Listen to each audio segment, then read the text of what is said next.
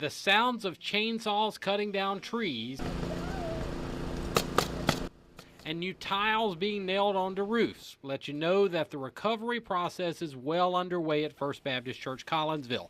Hundreds of people have gathered here to begin the work of getting the church back to normal.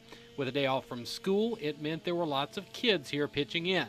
I think, because it's really close by my house, and it hit this church really hard, like it got on top of it, so it was really scary. But there is a lot of work to do. Almost every building on the campus suffered serious structural damage. A complete rebuild appears to be necessary, and as scary as it looks from the outside, it is just as scary on the inside.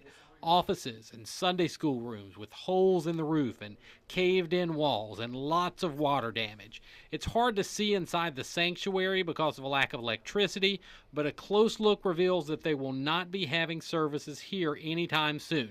The walls appear to be ready to fall in on it. Part of the ceiling already has.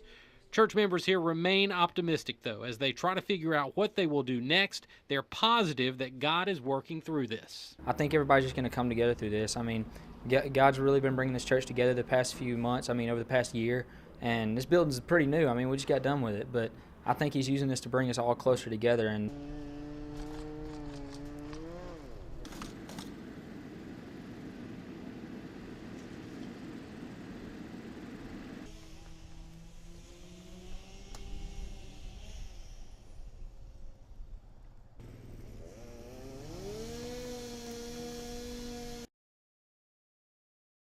A 50-foot tree lying on its side, a fence torn, rooftops blown off is the scene at the Jerry Boltner's baseball field after a tornado left its mark in Collinsville.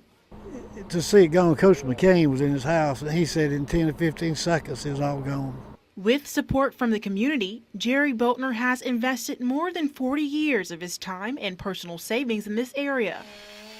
We take it seriously, and when you pay for something, you'll take good care of it when it comes out of your pocket. A mother and daughter duo pitched in to help clean up debris. I just want to help my community out because the community's done so much for us, and it's just that we had a horrible thing that happened to us last night, and I want to do anything that will help. It just breaks my heart, but we're all coming together, and we're going to get it all cleaned up, and everything's going to be okay. Everything's going to be okay.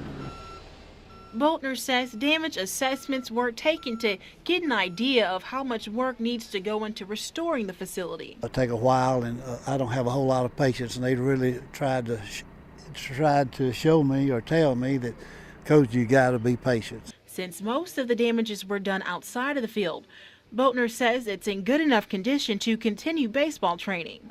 You know, being out here practicing ball, it kind of gets your mind off of it, and I think it's good. It's a good remedy, to practice. In Collinsville, Amisha Ramsey, News Center 11.